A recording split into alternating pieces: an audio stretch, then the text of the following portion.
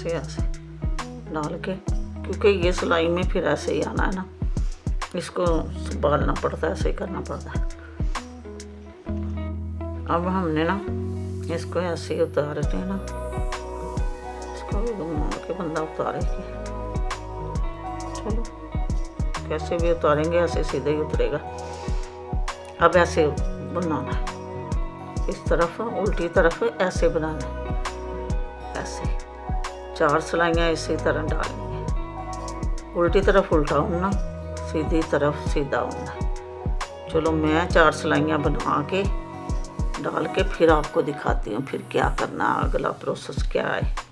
ठीक है।